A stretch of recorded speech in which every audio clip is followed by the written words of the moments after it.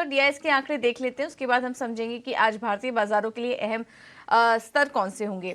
FIIs और DIIs के आंकड़े भी पॉजिटिव ही नजर आ रहे हैं कि कैश मार्केट में एफआईआईज ने मामूली 12 करोड़ की बिकवाली वो करके गए हैं, तो एफआईआईज भी कहीं ना कहीं लौटते हुए दिखाई दे रहे हैं। ये आंकड़ा हम डिम्पी से समझने की कोशिश करेंगे कि वो इसे कैसा एनालिसिस कर रहे हैं। डीआईएस की बात करें तो 402 करोड़ की खरीदारी हुई है, तो कोई बहुत बड़ा आंकड़ा नहीं है। इंडेक्स फ्यूचर में 1022 करोड़ के खरीदारी का आंकड़ा है एफआईआईएस का, लेकिन इंडेक्स ऑप्शन में बिकवाली हुई है। ऑप्शन में करीब 5790 करोड़ से ज्यादा की बिकवाली देखने को मिल रही है एफआईआईएस की तरफ से। उन्होंने लेवल्स हमारे साथ शेयर किए हैं, वो आपके सामने रख देते हैं, क्योंकि हम देख रहे हैं कि एफआईआईएस की तरफ से जो बिकवाली हुई है वो थमी है और आज के लिए जो इंडिकेशंस मिल रहे हैं वो भी काफी पॉजिटिव हैं।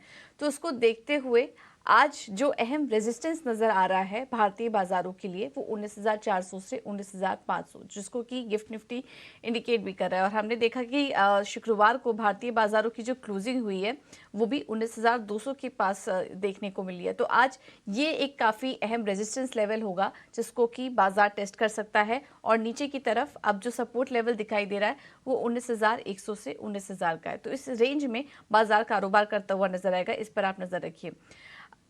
और बैंक निफ्टी के लिए जो अहम स्तर नजर आ रहे हैं वो अब ऊपर की तरफ 43,500 से 43,800 के अब नजर आ रहे हैं। और हमने जो क्लोजिंग भी देखी थी वो 43,300 की थी। तो ऊपर की तरफ अब जो लेवल निकल कर आ रहे हैं अहम रेजिस्टेंस लेवल वो ये हैं, और सपोर्ट जो है वो अब 43,000 का दिखाई दे रहा है, यानी कि यहाँ से मात्र 300 अंक नीचे। तो तो ये हैं कुछ अहम लेवल निफ्टी और बैंक निफ्टी के लिए जिन पर कि आज आपको नजर रखनी है। और हम देख रहे हैं कि गिफ्ट निफ्टी भी कहीं ना कहीं मजबूती के ही संकेत आज यहाँ पर देखने को मिल रहे हैं।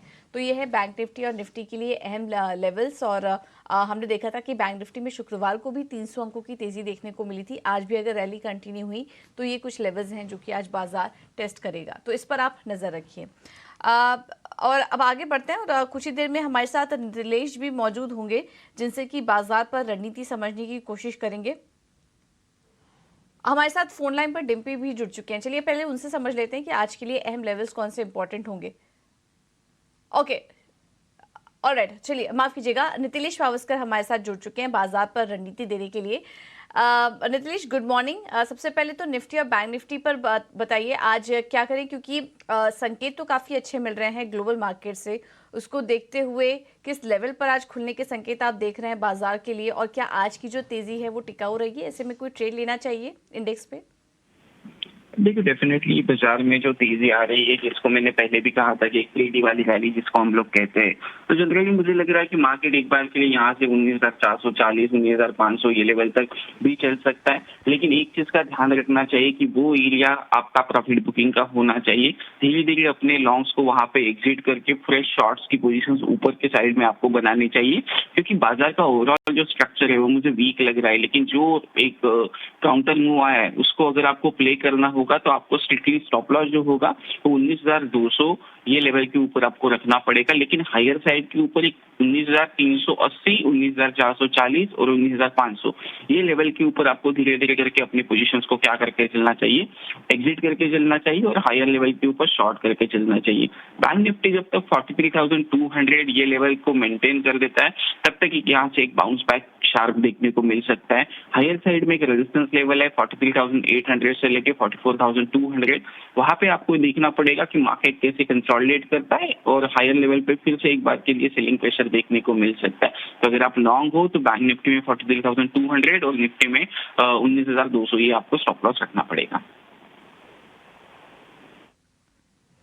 ठीक है, तो हायर साइड पर थोड़ा बिकवाली करके चलिए, पोजीशन को यहाँ पर अपने वाइंड अप करने की कोशिश कीजिए। ये है राय नीलेश की। नीलेश, इसके अलावा स्टॉक स्पेसिफिक रणनीति क्या अपना के चले?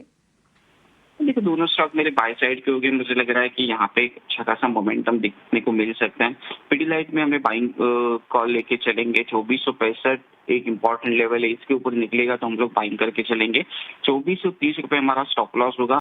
2510 से लेके 2530 ये हमारा टारगेट होगा। दूसरा जो मेरा बाई कॉल होगा वो होगा टाटा कंज्यूमर। थोड़ा सा 910 रुपए के आसपास अगर मिलता है तो यहाँ पे लॉन्ग करके चलना चाहिए।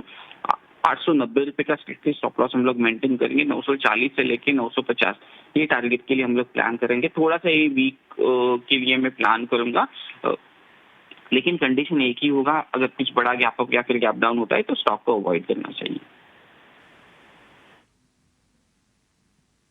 ठीक है। तो पिडिलाइट खरीदारी करके चलिए, लेकिन 2465 के ऊपर, और टारगेट देख रहे हैं 2510 से 30 का। और टाटा कंज्यूमर भी यहाँ पर खरीदारी करके चलिए 940 से 50 के लेवल्स के लिए, लेकिन